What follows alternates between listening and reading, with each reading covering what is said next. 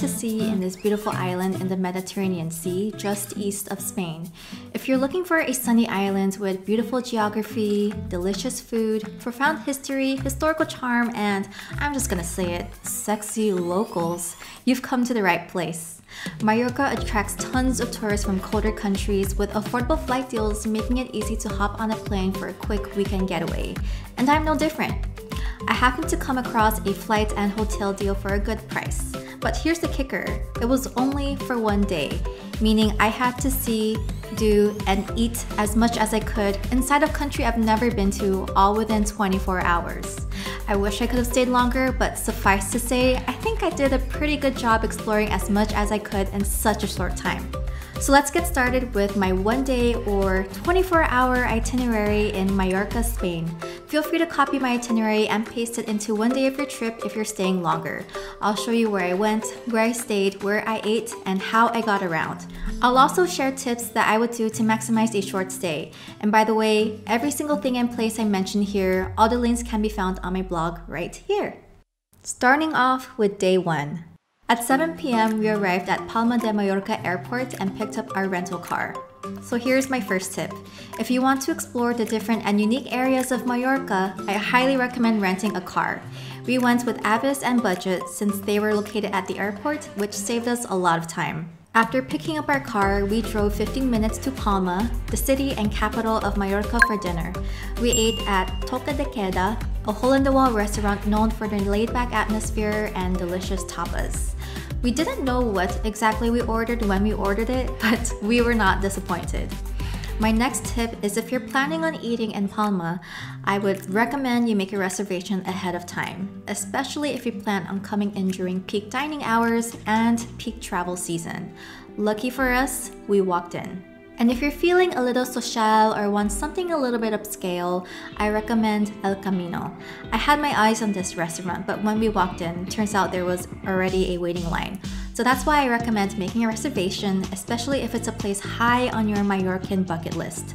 After eating pretty much to the brim of what our stomachs could fit, we walked through Passeig de Born. It's a tree-covered street lined with lights, restaurants, cafes, and shops. And after walking, we checked into our hotel, Sant Jordi, and slept to prepare for a jam-packed next day. And next, day 2. After getting beach ready, we went to Can Juan de Saigo, one of the oldest family-owned businesses in Mallorca dating back to the 1700s, which pretty much makes it a gastronomic institution for both locals and tourists.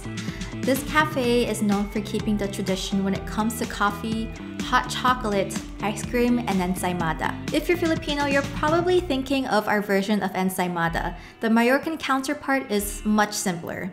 It's also sweet pastry, but rolled into a spiral and dusted with powdered sugar. It's very light, and I recommend dipping it into coffee or hot chocolate. If you have time, I suggest eating here as Can Juan has a great breakfast and merienda vibe. But we were running late, so we decided to take our food to go. After getting our ensaimadas and panadas, we drove 1 hour east to Calo de Moro, one of the well-known beaches on island that I knew I had to see in person.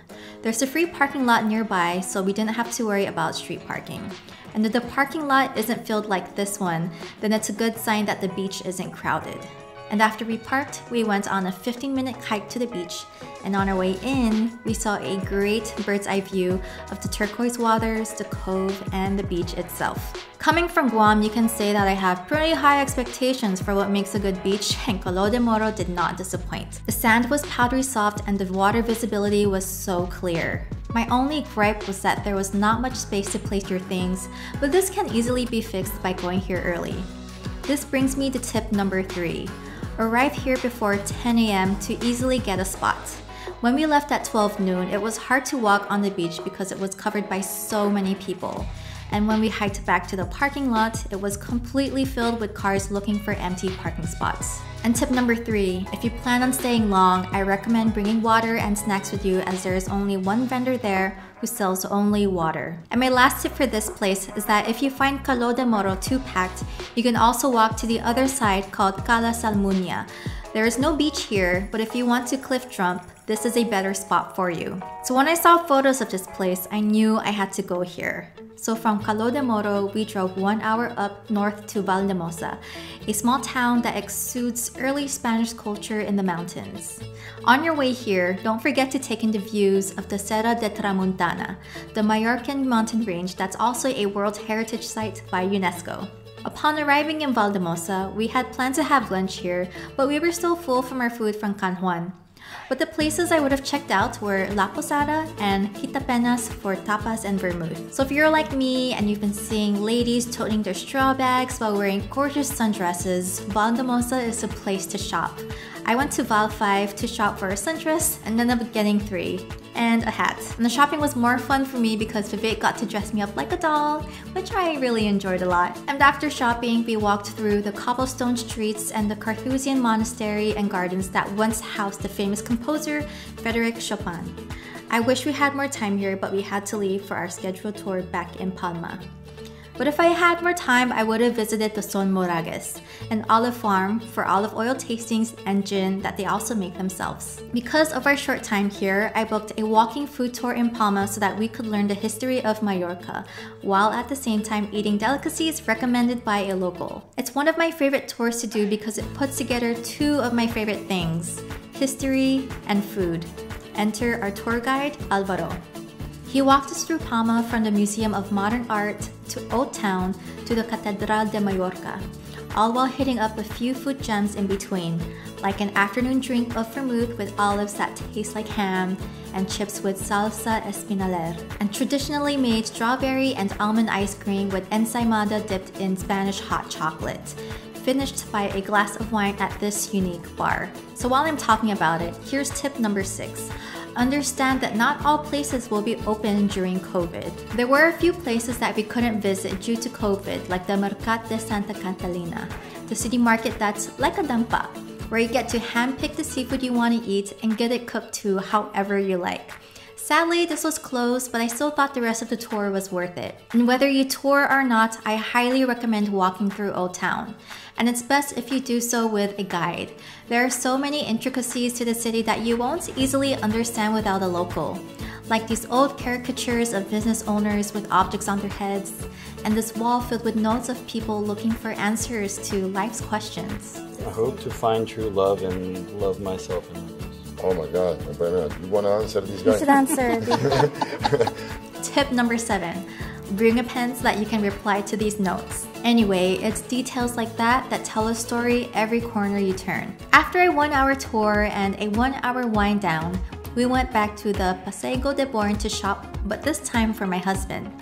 Apparently Zara is one of the few stores that fit my husband's body type, and this time I got to dress him up like a doll. Next, we walked 10 minutes for dinner at Bodega Canrico, a tapas bar with great food and great prices. It's a small restaurant with tons of character and very down to earth. And it seemed like it was mostly locals eating there too. And afterwards, we went back to our hotel to shower and sleep to prepare for our early flight the next day. And that wraps up my 24-hour itinerary to Mallorca. Now, here are some travel tips to make the most out of your trip to Mallorca. Tip number 8, rent a car to get out of the city. I highly recommend renting a car if you want to get out of Palma. You can easily rent straight from the airport and immediately go straight to the city like we did. There are tons of parking houses everywhere you go, so you don't have to worry about parking. We originally rented with OK Rent a Car before our flight because of the cheap prices, but we found out that the car rental was actually not at the airport. It was almost a 30-minute wait for the taxi, to which we found out the fixed starting fee from the airport is 15 euros, and for a 5-minute drive, it just didn't seem worth it. We decided to bail because even though it was a cheap car rental, we found out that there was a 950 euro deposit just to rent a car, and this is if you get the option without insurance. And according to reviews, it takes a long time to get that money back, and that's a lot of money. And apparently this is common in Spain and Italy, so that's something we've learned for future travels. Anyway, we wanted to save time, so we ended up with the more reputable car rentals in the airport.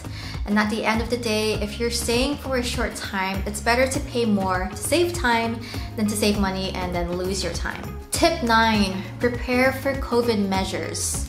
So if you're traveling during COVID, make sure to fill out the necessary forms and paperwork in order to even enter Spain.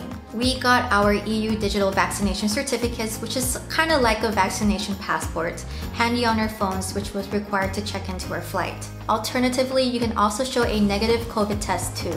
That said, make sure to plan ahead and set aside time to take a COVID test to and from Mallorca. And in general, we felt very safe traveling there during COVID. Many restaurants and stores follow COVID guidelines and require a mask indoors. Tip 10, where to stay. So we stayed at Hotel San Jordi in Saranal. It's a quiet area by Playa de Palma where apparently a lot of Germans stay. And it was convenient for us to leave for the airport early in the morning because it was only 8 minutes away. So if you want peace and quiet, but you want to be near Palma and the airport, this is the place to stay. But personally, I would stay in Palma because we spent most of our time there. It will cost more, but will be well worth the convenience. Tip 11, the local dialect. So you might come across signs and menus that are not in Spanish but in the local dialect of Mallorquí or Catalan. But if you speak Spanish, that's also widely accepted too. And if you speak neither, you'll still survive with English, especially in the tourist areas. Tip number 12, what to pack. In terms of packing, I recommend packing your pretty sundresses and bikinis. If there's a place to wear your more fashionable resort wear, Mallorca is the place to do it. And in general, bring light and breathable clothing. And I would just double check on the weather there just in case. That said, bring a hat, bring sunblock, and also pack an adapter as the outlets are 2 round poles like this.